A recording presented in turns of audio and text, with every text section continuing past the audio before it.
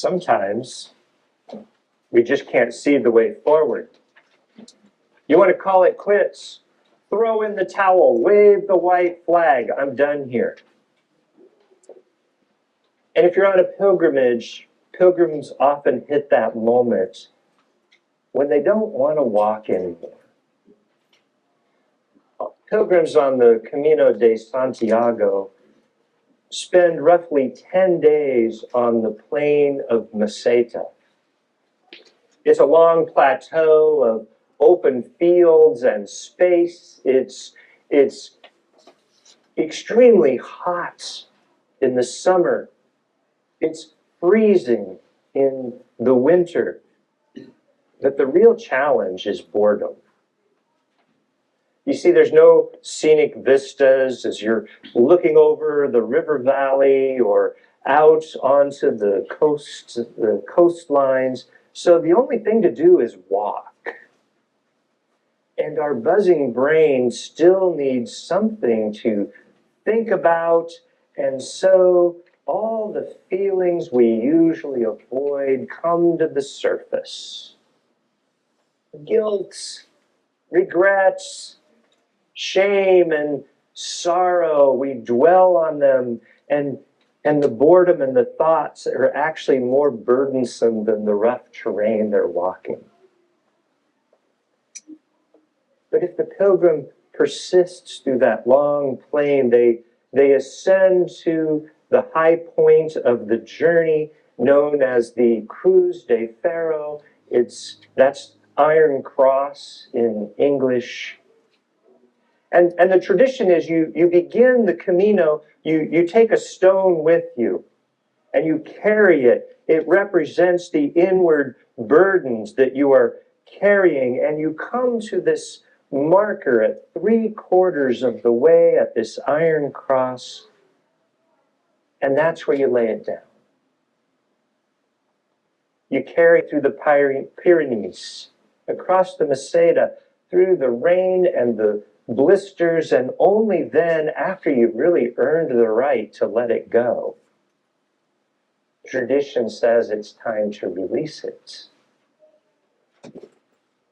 You carry a stone that long, it starts to feel like a part of you. And that's not an accident. We can't release what we haven't truly carried. So 2,000 years before pilgrims ever walked to Santiago, Isaiah, he understands a moment like this. And in our text, in Isaiah 43, he says to the people in exile, forget the former things. Do not dwell on the past. He says these words to people who have carried so much. They've been marched into exile. They saw their city burned. They lost family members. They were force-marched on their own Camino to Babylon. And Isaiah's words are written to them at a kind of Cruz de Ferro moment. They've carried the burden of exile for almost a generation, and the prophet is announcing a new way forward, but notice the new thing is not yet clear. You have to let go first. You have to let go of the past and not dwell on it. You have to forget. You can't reach out and grab on to a new way if your fist is still tightly closed on the old way. I wonder what they needed to let go of. Anger at being conquered. Grief for all they lost. Maybe a romanticized golden age of life back in Jerusalem. You know, when our worlds are shattered, it's not something you just get over it. We have to feel safe again. We might need an invitation from outside of ourselves, something bigger than us, a moment where something opens in us and we say, you know, this is enough. No more. I'm ready. I'm ready for something new, whatever it is. And Isaiah's words, they deliver a reassurance. God is making a way where we thought there was no way. And we are not alone. We do not have to do it all ourselves. And listen how Isaiah describes this new way. It doesn't read like a memo from the Divine Planning Committee. God speaks in poetry. I will make a new way in the wilderness. There will be rivers in the desert. It's creation language.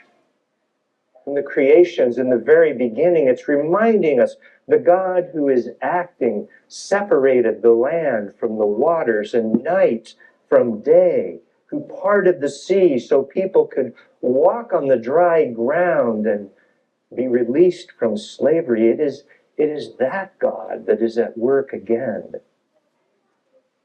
not tweaking the old system, not issuing a revised new edition, making a way where the map just shows emptiness, making a river where ground is cracked and dry. This is not a new program, it is new creation. But here's the harder word inside of the reassurance from Isaiah. He doesn't just say, behold, I am doing a new thing. He also asks, do you not perceive it? Can't you see it? That question, it has just a gentle edge to it, doesn't it? The new thing that God is doing, it's already sprouting. It's like a seed that's coming up underfoot, and we haven't noticed that this is happening as it breaks ground. We might be missing the new thing entirely. Not because God isn't acting, but because we're still dwelling on the road that we came from that brought us into exile. We're still looking backwards at what we lost, so we can't see it. And the invitation isn't just to hope for something new. It's really to train our eyes so that we can see what is actually happening. That's harder than it sounds. Lots of people talk about, oh, new and improved, right? Beware of the tyranny of new and improved. Here's an example. You've heard of IHOP and Applebee's, right? They're both kind of beleaguered companies, not doing so well, and they're owned by the same parent company. Did you know that? Yeah. So they got a brilliant idea. How about we combine them into one building, right?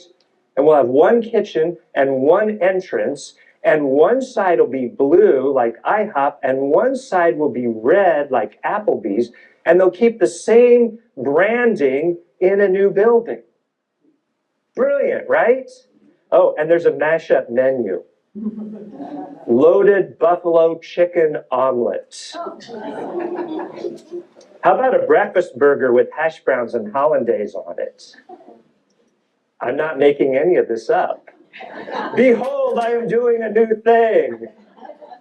Except it's the same pancakes and hot wings under one roof and new paint, right?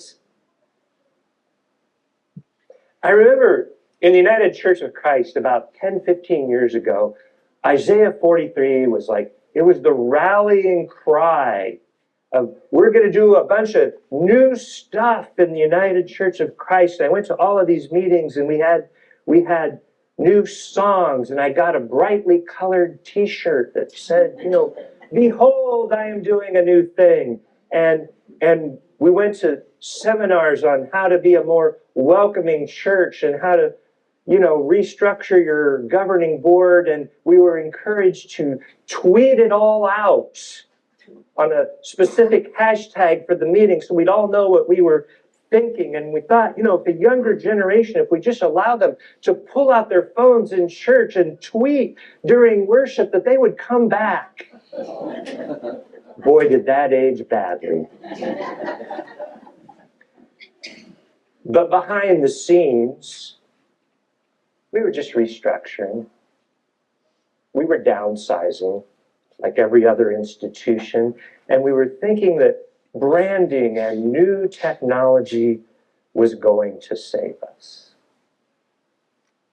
Now, don't get me wrong. I like new things. I am an early adopter of new things. I had a Mac computer in 1991.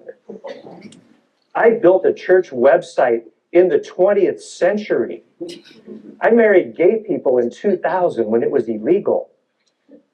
I am competitive about my continuing education. I want to know the best practices, the new ideas. But I have watched so many come and go. And few of them are transformative. More often it's like, here's a new deck chair to sit on the Titanic and a new flavor of seltzer to go with it.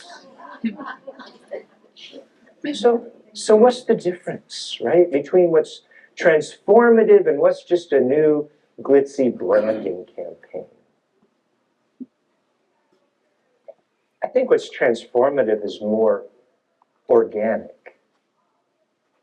Meaning it's not planned so much as it grows.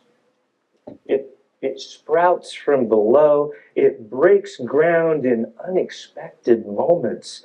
It's not something you can manufacture or schedule. The glitzy, it arrives with a box of instructions and it looks impressive for a season, but it doesn't grow any roots.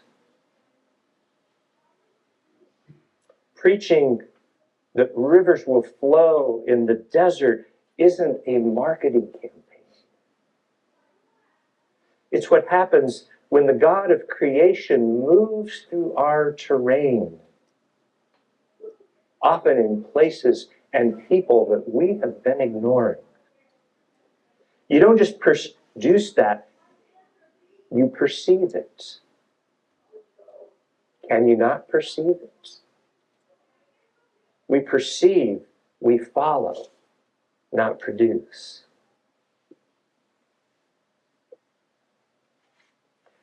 Now, just past where our text ends, the prophet begins to name who's going to drink from this river in the desert. It doesn't say, oh, the righteous people, they're going to drink the waters. It doesn't say, oh, there's going to be a faithful remnant. They're going to be the ones who drink. It's not going to be the ones who you were on the right side of everything. It says, the wild animals will honor me. The jackals and the ostriches, for I will give water to them in the wilderness. Jackals and ostriches of all things. They're creatures of the wasteland. In ancient Near Eastern mythology, these are not noble creatures. Jackals are scavengers. They're creatures of desolation. They show up when something dies.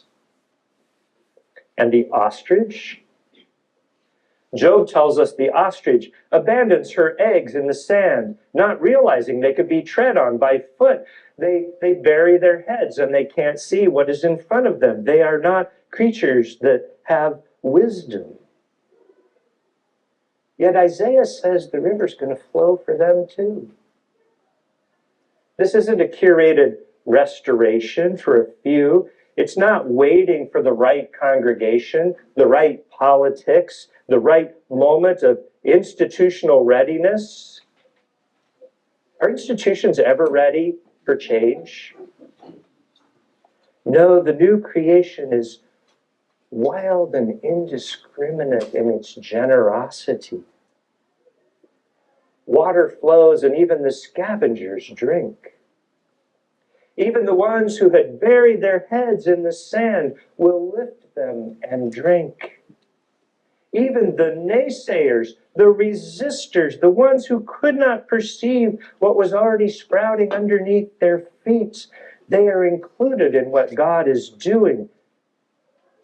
Grace is not means tested. And therefore, we are not the gatekeepers of it. Here in coastal Maine, I think we understand that coming to a moment in our pilgrimage, a crossroads, a Cruz de Ferro moment, because we see our very landscape changing around us. It's unsettling. The familiar markers are changing. Lobsters migrating to Canada. The tides surge higher than before, taking our docks with them sometimes. Every time I walk, I see more dead and fallen trees on the path after the storms. We're getting snowfall out here today. I called my mom in Des Moines and it's 87 degrees. If that isn't unsettling, maybe we're more like ostriches than we care to admit. What are we called to perceive? As the very world we live in is changing. We're being asked to trust in God. A God who makes rivers in the desert might also be able to work amidst our warming waters, our uncertain harvests. Our ecosystem is groaning to bring forth something we cannot yet name. You know, the creation we live in is not just the backdrop to our own salvation story. Creation is where we see God most clearly, where we sense God's presence, maybe more than even right here. And maybe that's where the answers we need will come from. Not our institutions, not our own brilliance, but they'll come as we love the creation that is around us, and we sense that God is alive in the midst of it, and therefore can be alive in us as well. That's the invitation. Not to manufacture a new thing, but to lay down what we've been carrying, maybe long enough that we can see. See what's already happening, to perceive it. As Isaiah says, do you not perceive it? I am doing a new thing. I can't see it all yet. But Easter's coming, and eyes will be opened. Buen camino.